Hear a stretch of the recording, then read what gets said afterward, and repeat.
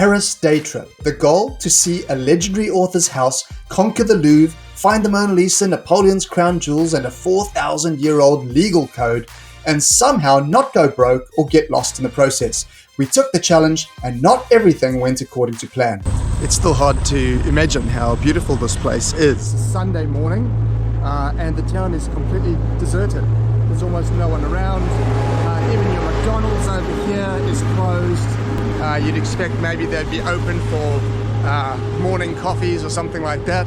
With the hotel coffee machine being broken, I've had to walk downtown to try and find somewhere that I can get Elizabeth a coffee, just so that hopefully she'll feel a little bit better. There's a place over here just up ahead where there are people having breakfast, but other than that you can see the streets are absolutely deserted. Hard to believe if you compare it to last night, where trying to cross the road you sort of took your life in your hands. Coffee down the hatch, Elizabeth is feeling a bit better, and it's time to kick off our Sunday in Paris. Our mission? Head straight for some culture, starting with a literary legend. Alright, so we have stepped out of the subway and directly into a Sunday morning market. Now this is not a tourist market, this is a market for locals. Look at that, Grace.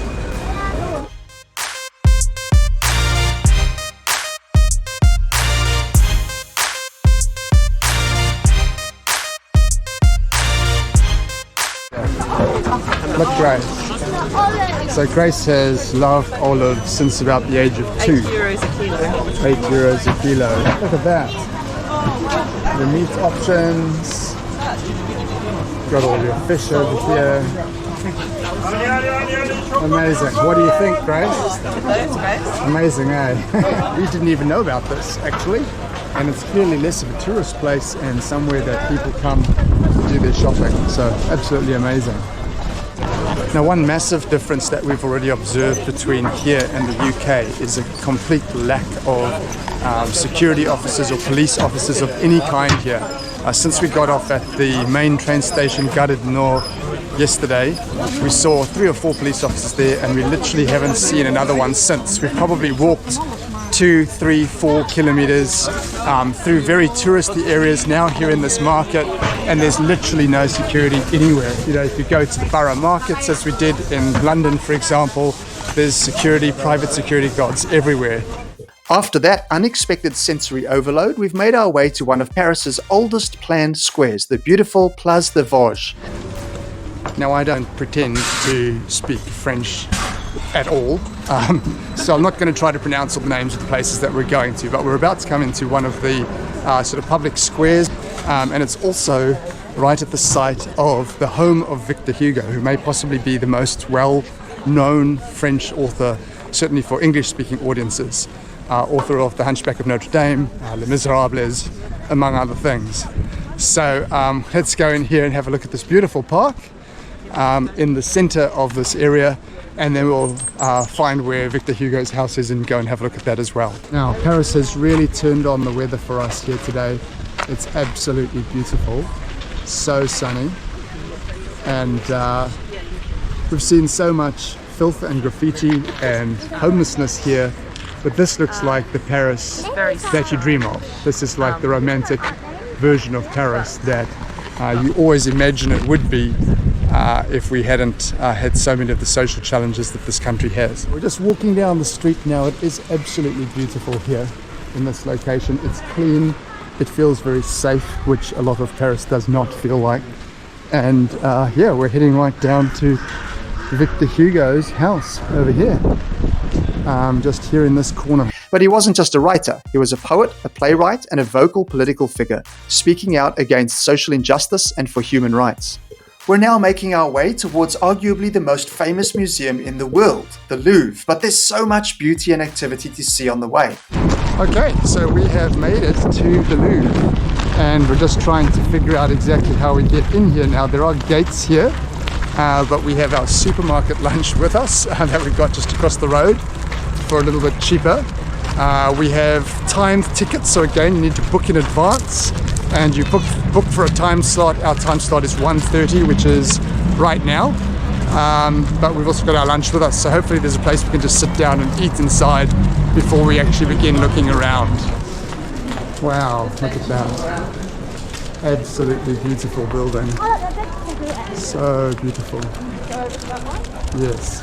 We're going to go and find a bench to sit on in this incredibly beautiful courtyard. Look at that. So you can come in here. We haven't gone through the actual gate yet, and we can have a seat down here and enjoy some food before we go in. Okay, we're enjoying our lunch here. Grace got, what did you get, Grace? I got mozzarella Focaccia. and another French word I can't pronounce. Focaccia bread. What did you get? Similar, but with Tomato olives. and olives. Lovely. Yep. And I just got 3 sandwiches here, ham and cheese. We each got a can of Schweppes, or Grace got this. Total price was about 14 euros. So here we are, coming into the real deal. Oh wow, oh there's multiple pyramids. Now, a quick pro tip: if you're planning a trip to the Louvre, do not just show up expecting to walk straight in. This place gets millions of visitors a year. You absolutely have to buy timed tickets in advance online. Seriously, save yourself hours of queuing. We booked ours weeks ago, and it's going to save us so much hassle. This isn't just a museum. It's a palace filled with millennia of human creativity. Every corner you turn, there's another masterpiece, another piece of history. You could spend a week here and still not see everything. But let's get to the highlights reel. Incredible space. You know, you're looking at artwork here that is hundreds of years old, priceless obviously, but also just the immensity of the space that you're in. We've been walking for ages following the signs to the Mona Lisa, and we haven't gotten there yet. But there's so much to see on the way. Elizabeth's not feeling that great today, so we're going to prioritize seeing the Mona Lisa, and then anything after that will just be icing on the cake for us here. Okay, so here we are in the queue to see the Mona Lisa. You can see people are pressing in behind. It's obviously the most famous painting, so there it is. It's really small. A lot of people don't appreciate how small it is. The coronation of Napoleon and Josephine at the Notre Dame de Paris, and obviously our plan is to go and see that. I think it's tomorrow on our itinerary, so check that out with us. But just incredible to walk through another exhibition hall like this, and everywhere you look you see paintings that you have seen portrayed in books and movies probably your whole life.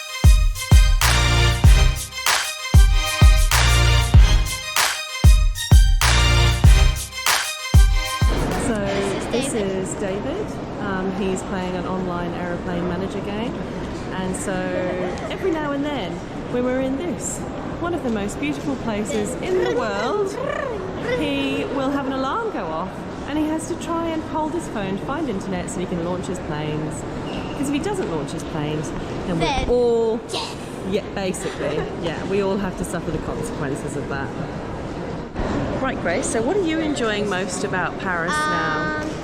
I enjoyed the Louvre.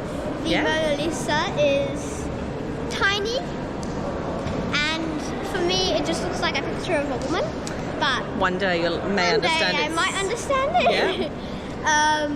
But yeah, there's interesting paintings here, some of which are fairly interesting.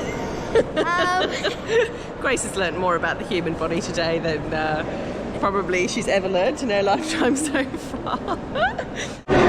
Don't forget to look up. You're going to see some amazing things. So here we are in the Hellenistic or ancient Greece part of the exhibition hall, and you just look down here. All you see is sort of wall-to-wall sculptures that are thousands of years old. So these are typically from around 400 BC to 30 BC, and just one after another, many of them remarkably intact. So one thing that we found challenging here at the Louvre is, although they give you these handy maps, you will come to a point where your only option is to go upstairs or downstairs, even though you're actually trying to stay on the same floor to get across. It will force you to go up, and then there seems to be no way to get down to where you want to be again. So we keep getting lost We're trying to make our way to the Code of Hammurabi, the toilets here. And just like at the British Museum, disgusting, except I would say here much worse. What was your experience? Massively long queue, and then when we actually went in, the toilet had stopped being able to flush. There were only 2 toilets, and there was just wee all over the seat and all over the floor, bits of toilet paper. This is in the women's toilets yeah. too, which you'd expect to be cleaner than men's. And it was disgusting, so we decided not even to go to the toilet. Hold it in. And there's no soap. Yeah, the woman no before soap. us came out and she said there's no soap. Yep, for the men's too. And there was a cleaning woman doing absolutely nothing. There was a cleaning woman, yes. Yeah. She was doing nothing. Yep, we're still on our way to try and find the Egyptian artifacts. Grace is really interested in that. And then the endless pursuit to find the Code of Hammurabi continues. When Napoleon campaigned in Egypt, he didn't just fight battles. He brought back an army of scholars and scientists, and with them came an astonishing array of ancient Egyptian treasures. Mummies, sarcophagi, intricate hieroglyphics. It's like stepping back thousands of years. Absolutely mind-blowing. Now again, I had to ask someone how to get to Hammurabi because it's such a confusing layout. You're constantly walking downstairs and then trying to find a way to walk upstairs that it shows on the map as being directly opposite. It looks like we might be in luck this time, but typically you find yourself with only upstairs or downstairs and nothing in between. But it looks like we should be okay this time. So here we are, just checking out some ancient Assyrian artifacts. And as you can see, we pretty much have this whole courtyard to ourselves. Amazing. Okay, so we've spent an hour and a half to find what we have now finally reached, the Code of Hammurabi. This was written over 3,000 years ago, almost 4,000 years ago, and has formed the basis of almost every modern legal system. The Romans based their legal system on what Hammurabi wrote. The British system was then based off that, and so every British colony, at least, is now based off that system. We have finished at the Louvre. We've spent just over 2 hours here, putting aside the toilets and the chaos of entry. It is absolutely fantastic. You could spend a day or days here. I would suggest if history is your thing or art is your thing, you really should be trying to get in here first thing in the morning and then spend the whole day here. And it's really quite good value. So 22 euros each. Kids were free. Grace was free as an under 12, I believe. And for 44 euros, an incredible experience. Now, exiting the Louvre is a challenge in and of itself. And you work your way through an underground maze. But we finally found our way to the metro. So we'll be getting on here in about a minute. Time to head off for some dinner. So with Elizabeth back home feeling under the weather at the hotel, I've been sent out to get some traditional French food. McDonald's. And wow, what an experience.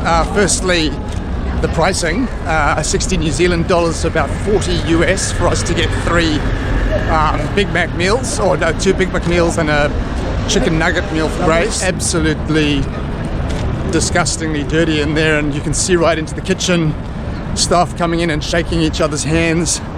I'm pretty sure that my tomato ketchup packet got dropped on the floor and then picked up off the floor and thrown in on top of my French fries. So now we'll get to total costs for the day in a minute, but let's think of all we've gotten to see and do first. From an unexpected market full of local charm to the literary history of Victor Hugo and an epic journey through the world-renowned Louvre, our day in Paris was full of surprises, incredible art, and a few valuable lessons learned. If you enjoyed this look at our Parisian adventure, hit that like button, subscribe for more travel content, and let us know in the comments below, what's your favorite unexpected travel discovery?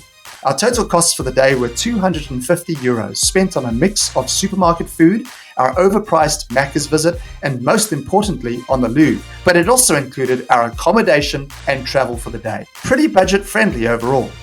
Thanks for watching, and we'll see you on our next day in Paris.